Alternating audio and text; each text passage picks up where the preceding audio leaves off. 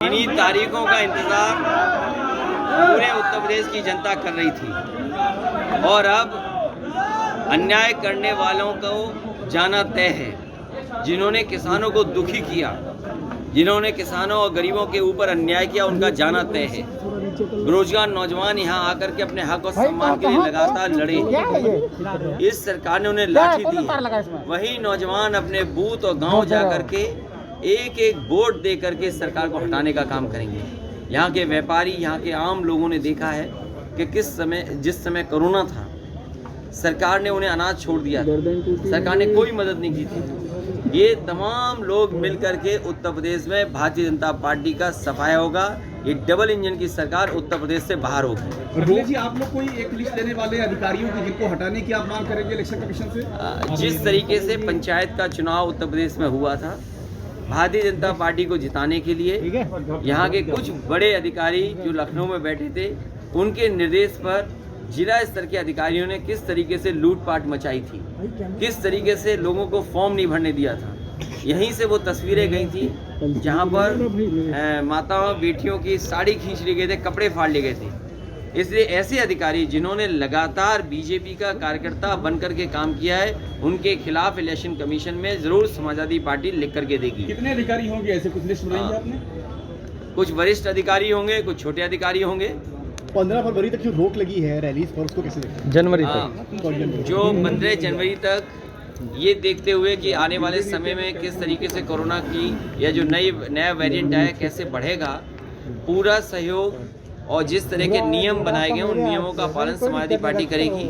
जहाँ तक virtual rallies या भविष्य में अगर वर्चुअल रैलीज और करनी पड़ेंगी, उसके लिए कहीं ना कहीं इलेक्शन कमीशन को ये मदद उन पॉलिटिकल पार्टीज़ को करनी पड़ेगी जिन पॉलिटिकल पार्टीज़ को चैनलों पर स्पेस नहीं मिलता है। भारतीय जनता पार्टी के पास तो पूरा स्पेस है। वो सुबह से लेकर के शाम और शाम से लेकर के रात तक अगर लाइव रहना चाहें तो उनके पास व्यवस्था है, वो रह सकते हैं। लेकिन ये संभव और पॉलिटिकल पार्टीज़ के लिए नहीं है।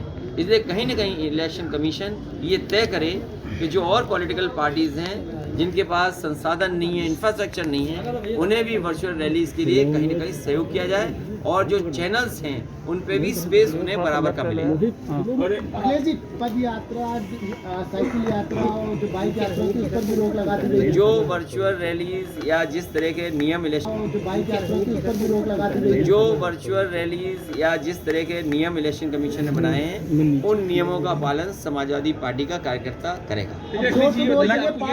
जो बैलेंस है पूरा, ये बैलेंस आपकी, क्योंकि आपकी पार्टी है और दूसरी पार्टियों में दुनिया भर के प्रचारक को बाहर के मुख्यमंत्री भी आएंगे, तो बैलेंस ऑफ पावर आपके उल्टा ना चला जाए, ऐसा कुछ अंदर से इक्विलिब्रियम ना मेंटेन हो पाए। नहीं, देखिए, जो चैनल्स पर है या टीवी चैनल पे आने का समय की बात है, वो तो इलेक्शन कमीशन ही अगर कुछ सहयोग करेगा तभी मौका मिल पाएगा, वरना और पॉलिटिकल पार्टीज के पास इतना संसाधन नहीं है कि वो चैनलों पे स्पेस पा सकें।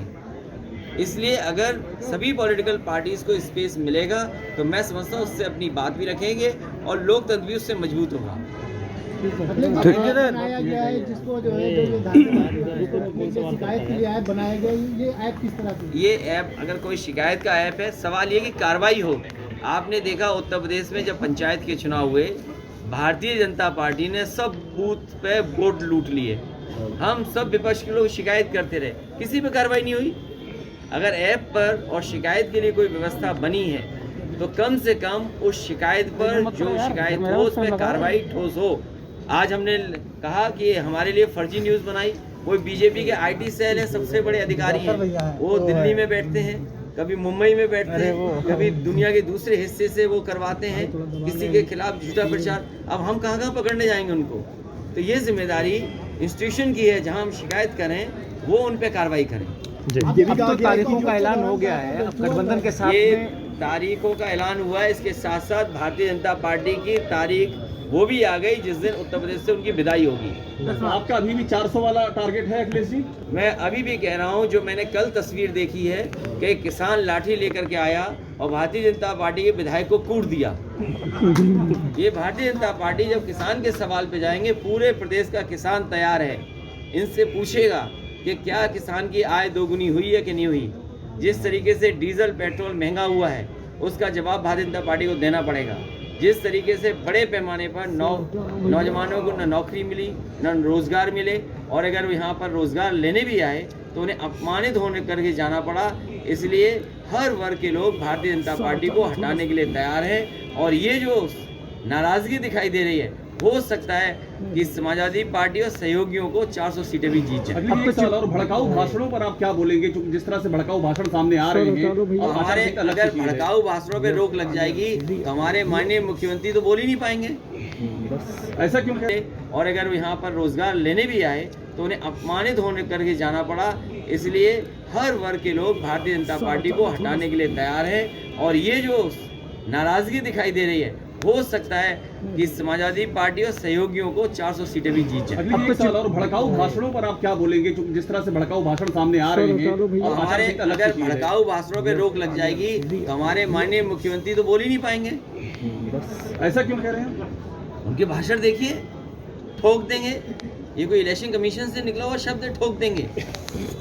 सर, इतने सारे प्रतिबंधों के साथ जो इलेक्शन हो रहा है, क्या आपका मानना है कि इसको 1-2 महीने और बढ़ाया जा सकता था? इलेक्शन की तारीखें आ गई, मुझे उम्मीद है कि इन्हीं तारीखों में भारतीय जनता पार्टी का सफाया हो जाएगा। जब तारीखों का मैं ऐलान हो आपको गया है। बहुत बहुत धन्यवाद देता हूँ। अखिलेश यादव, जिनको आपने सुना कि उत्तर प्रदेश में जो है चुनाव की तारीखों का ऐलान हो गया है, आचार संहिता लग चुकी है, और उसके बाद में समाजवादी पार्टी के जो राष्ट्रीय अध्यक्ष पूर्व मुख्यमंत्री अखिलेश यादव हैं, उन्होंने साफ कर दिया है कि 2022 के विधानसभा चुनाव के लिए समाजवादी पार्टी पूरी तरीके से तैयार है, और समाजवादी पार्टी जो है लोगों के पास जाएगी, डोर टू डोर जाएगी, और अपने जो उन्होंने पूर्व में काम किए हैं वो जनता को बताएगी, और 2022 के विधानसभा चुनाव में समाजवादी पार्टी की सरकार बनाने की अपील करेगी।